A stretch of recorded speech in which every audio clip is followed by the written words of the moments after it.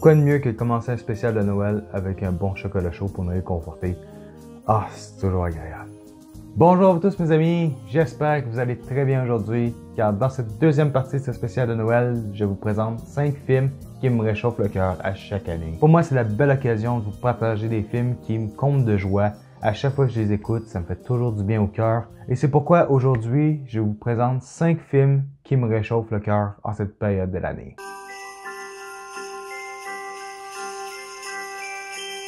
Edward Scissorhands de Tim Burton, c'est un film magnifique à voir cette période de l'année, car c'est pas juste un film de Noël, mais aussi un excellent conte de Tim Burton. C'est l'histoire d'une vieille dame qui raconte à sa petite fille sa rencontre avec Édouard aux mains d'argent et à quel point sa rencontre l'a changé pour le meilleur. Édouard aux mains d'argent, c'est un film qui m'a changé lorsque j'étais jeune. Je trouve très émouvant la performance de Johnny Depp dans le rôle d'Edward Scissorhands et j'adore cet acteur.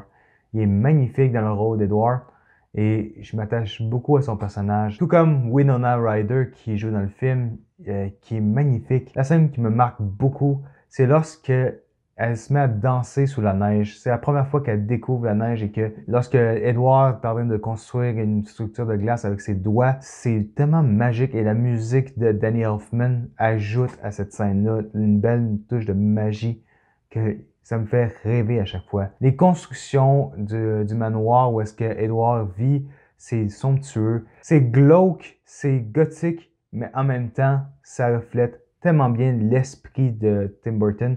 Et c'est sans aucun doute l'un des meilleurs films qu'il a réalisé à cette époque. Des couleurs pastel, flash, c'est tellement magnifique. La petite ville, comment elle est colorée, comment les gens sont habillés, ils portent des couleurs vibrantes. On dirait que les couleurs pastel donnent une impression d'être factice.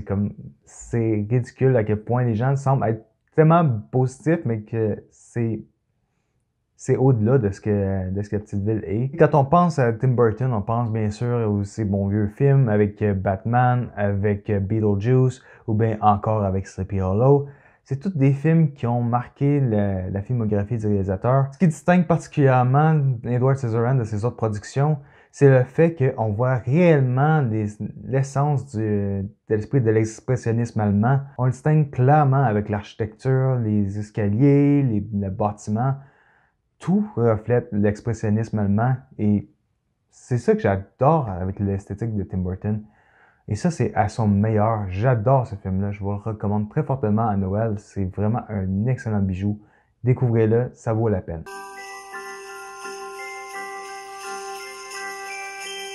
The Muppets Christmas Carol. Ah, ce film-là, tellement beau. Ah, j'adore ça. C'est tellement une belle comédie avec Michael Caine qui incarne Ebenezer Scrooge. L'histoire classique de Ebenezer qui déteste Noël. Tout le monde, bien sûr, connaît le conte de Charles Dickens. Si vraiment vous connaissez pas Christmas Carol, vous manquez quelque chose à votre vie parce que c'est un classique de conte de Noël. Et Muppets Christmas Carol, je trouve que ça reflète l'essence de Noël. Pour vous faire une petite histoire courte, c'est l'histoire d'Ebenezer Scrooge qui va faire la rencontre de 3 esprits de Noël, l'esprit du fantôme passé, présent et futur, qui vont changer sa perception de Noël et qui va le rendre une meilleure personne. Muppets Christmas Carol, c'est le film qui m'a fait découvrir le conte de Charles Dickens et que je connaissais rien de l'histoire de Christmas Carol à l'époque quand j'étais petit. Ce qui m'a toujours accroché, c'est les musiques des Muppets, principalement avec le fantôme de Noël présent qui se met à chanter. J'adore la petite chanson qu'il fait avec Michael Caine. J'ai adoré sa performance dans le film Muppets Christmas Carol. Il joue très bien le rôle de Ebenezer Scrooge. J'adore le côté avare du personnage, le côté mesquin. C'est mon vilain préféré de l'histoire du cinéma. Et j'ai adoré grandir avec l'image de Michael Caine dans le rôle du personnage. Tu sais, j'adore les différents échanges qu'il y a avec les différents fantômes, avec le fantôme du Noël passé, celui du présent et celui du futur qu'il va rencontrer en dernier, qui est beaucoup plus sinistre. Ça lui donne un aperçu de qu'est-ce que son enfance a été, et qu'est-ce qui a fait en sorte que tout a chamboulé. On voit sa rencontre avec une femme qui est tombée amoureuse, mais que, à cause de son amour pour l'argent, ça l'a changé du tout au tout. Et c'est ça qui l'a amené à être l'homme qui est devenu aujourd'hui. Le monde déteste ce personnage-là à cause de son avarice, à cause de son manque d'empathie envers les gens. On comprend mieux maintenant pourquoi il éprouve cette haine-là envers Noël. C'est ce qui devrait l'empêcher d'être aussi mesquin, car c'est la période la plus heureuse, c'est la période la plus joyeuse, et c'est ça qu'il va finir par découvrir avec le fantôme du Noël futur.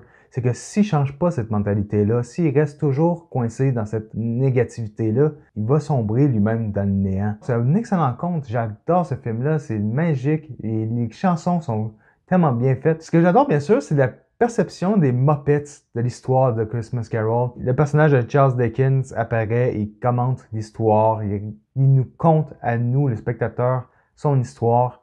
C'est ça que j'ai adoré avec l'histoire des Muppets. C'est un beau conte. Découvrez-le, ça vaut la peine. Vous allez aimer cette histoire-là.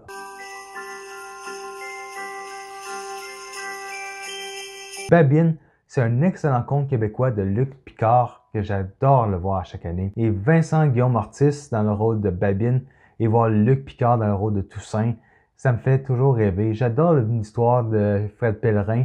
C'est un monde magique qui me fait rêver et ça me réconforte à chaque fois. L'histoire se passe à Saint-Élie-Caxton et ça raconte l'histoire de Babine, le fou du village, qui se fait persécuter par le curé neuf du village suite à l'incendie tragique qui a causé la mort du vieux curé bienveillant du village. Le curé veut faire pendre Babine pour le meurtre du vieux curé et Toussaint, lui, va faire en sorte que Babine s'en sorte. C'est un beau message de bienveillance envers les gens, envers ceux qui sont différents de nous. Ça crée un pont entre la légende et la réalité ou la religion. C'est une excellente légende à découvrir. C'est tellement magnifique. J'adore le personnage de Babine interprété par Vincent Guillaume Ortiz. Il est excellent dans le rôle. Il est émouvant. Il apporte un côté naïf au personnage qui réussit très bien. Luc Picard est aussi excellent dans le rôle de Toussaint. C'est lui qui va aider Babine dans sa difficulté, qui s'est occupé de lui durant son enfance, il a pris soin de lui. C'est un être au grand cœur,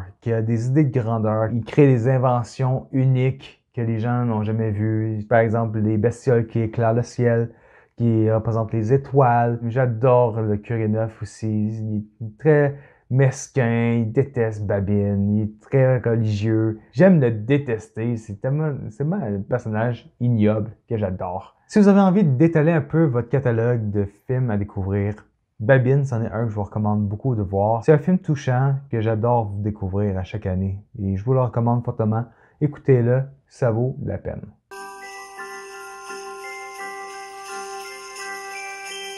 La guerre des Tucs, la version de 2015, c'est un bon film d'animation à découvrir. Pour un film d'animation québécois, je trouve que ça fait beaucoup de progrès. J'adore l'animation qui est créée et c'est tellement beau. Ça respecte en tout point l'œuvre originale de 1984. Pour faire une histoire courte, le film se passe en plein hiver alors que l'école se termine. C'est des enfants du primaire qui tombent en vacances de Noël.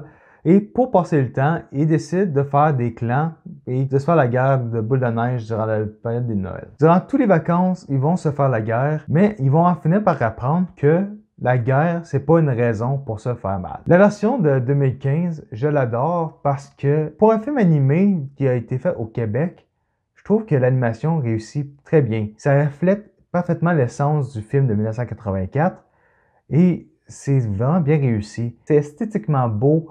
J'adore ce film-là. Ça me rappelle exactement le film de 1984 et qui m'a vraiment plu quand j'étais jeune. Surtout que dans la nouvelle version, c'est la voix de André Sauvé qui fait la voix des jumeaux. La guerre, c'est pas une raison pour se faire mal. André Sauvé, c'est un excellent humoriste et je le trouve un peu loufoque, mais dans le bon sens. Je trouve que sa voix colle très bien à celle des jumeaux. Rien qu'à entendre la voix d'André Sauvé, ça me fait toujours rire. Il y a plusieurs artistes qui m'ont surtout plu, principalement Marie-Lou Wolfe qui fait la voix de Sophie. C'est une actrice que j'ai connue depuis longtemps dans la série Ramdam. C'est une actrice formidable. J'adore cette actrice-ci au Québec. C'est un film qui me réchauffe le cœur à chaque fois. Ça me rappelle quand j'étais jeune et que je faisais des batailles de boules de neige avec mes amis et que à chaque fois que je vois ce film-là, ça me donne toujours l'envie de faire des batailles de boules de neige. Si vous avez envie de vous faire la guerre de boules de neige, voyez la guerre des Tucs, ça vaut définitivement la peine.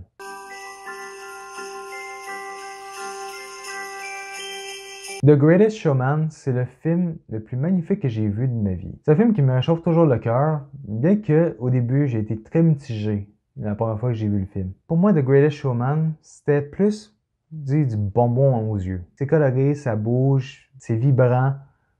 Mais pour moi, ça me semblait un peu comme du High School Musical. J'avais de la difficulté à apprécier pleinement le film pour ce côté-là au début. Mais, tout comme le critique du film, j'ai fini par y prendre goût. Le film a tellement de bonnes intentions. Pour faire une histoire courte, c'est l'histoire d'un entrepreneur qui, pendant des années, a été rejeté par la société.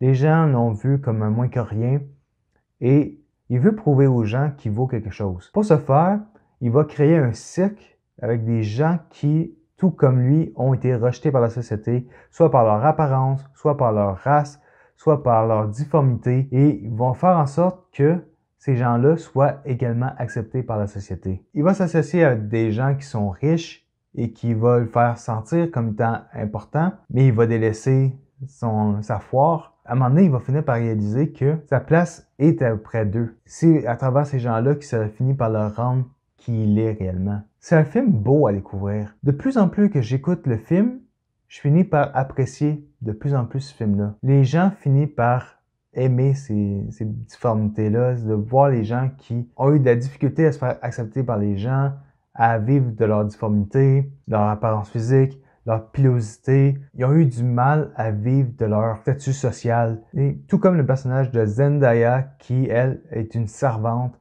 qui est capable de faire des prouesses incroyables. Et c'est ça qui la distingue. Mais les gens ne l'ont jamais vue que comme une servante, comme une moins que rien. Zac Efron, lorsqu'il la rencontre pour la première fois, il va se rendre compte que c'est un être humain comme un autre, qui a le droit d'être aimé, qui a le droit d'être accepté par la société. Et c'est ça que je trouve formidable à travers ce message-là. Certes, c'est du bonbon pour les yeux, les chorégraphies sont vraiment bien faites, les musiques sont entraînantes, j'adore les chansons et j'adore surtout Hugh Jackman qui joue dedans.